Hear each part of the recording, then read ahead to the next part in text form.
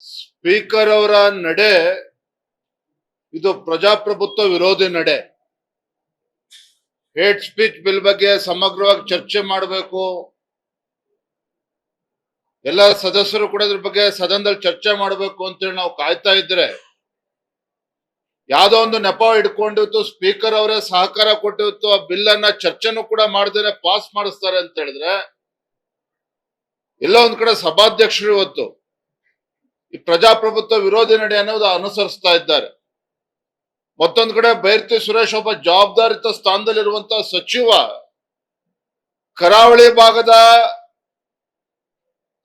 ಭಾಗದವರು ಅಲ್ಲಿ ಬೆಂಕಿ ಹಚ್ಚಿ ಇತ್ತು, ಸದನದಲ್ಲಿ ಬಂದು ಕೂತೇರಿ ಅನ್ನೋ ದಾಟಿನಲ್ಲಿ ಅವ್ರು ಮಾತಾಡಿರುವಂತದ್ದು ಅಕ್ಷಮ್ಯ ಅಪರಾಧ.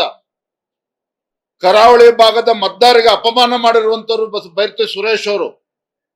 ಇವತ್ತು ನಮ್ಮ ಸದಸ್ಯರ ರಕ್ಷಣೆ ಬರಬೇಕಾಗಿದ್ದಂತ ಸಭಾಧ್ಯಕ್ಷರೇ ಇವತ್ತು ಸ್ಪೀಕರ್ ಅವರು ಇವತ್ತು ಅವರಿಗೆ ಧ್ವನಿಗೂಡಿಸ್ತಾರೆ ಅಂತ ಹೇಳಿದ್ರೆ ಇದು ಖಂಡಿತ ಇದು ಆ ಸ್ಥಾನಕ್ಕೂ ಕೂಡ ಅಗೌರವ ತರುವಂತ ಕೆಲಸ ಇವತ್ತು ಸ್ಪೀಕರ್ ಅವ್ರು ಮಾಡಿರುವಂತದ್ದು.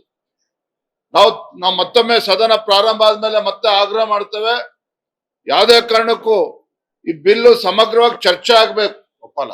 ಮಾನ್ಯ ಅಶೋಕ್ ಅವರು ಹೇಳಿದ್ರು, ಇವತ್ತು 1975ರ ತುರ್ತು ಪರಿಸ್ಥಿತಿಯನ್ನು ನೆನಪು ಮಾಡುವಂತ ಕೆಲಸವನ್ನ ಇವತ್ತು ಕಾಂಗ್ರೆಸ್ ಪಕ್ಷ ಸರ್ಕಾರ ಮಾಡೋದಕ್ಕೆ ಹೊರಟಿದೆ. ಎಲ್ಲೋಗಿತ್ತು ನಿಮಗೆ?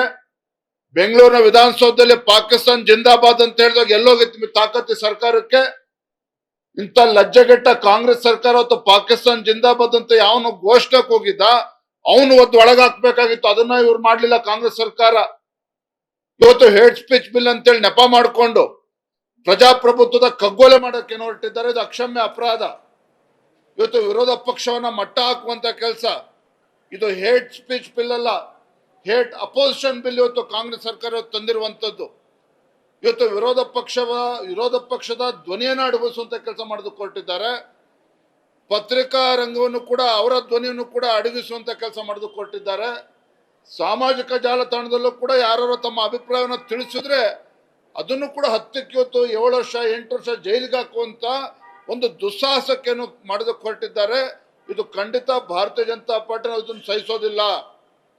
ಈ ರೀತಿ ಅಧಿಕಾರ ಬಂದಿದೆ ಅಂತೇಳಿ ಮದ ಬಂದಂತೆ ಏನು ನಡವಳಿಕೆ ನಿಮ್ದು ಇದೆ ಸರ್ಕಾರದ್ದು, ಇದು ಖಂಡಿತ ಇದು ಪ್ರಜಾಪ್ರಭುತ್ವ ವಿರೋಧಿ ನಡೆ.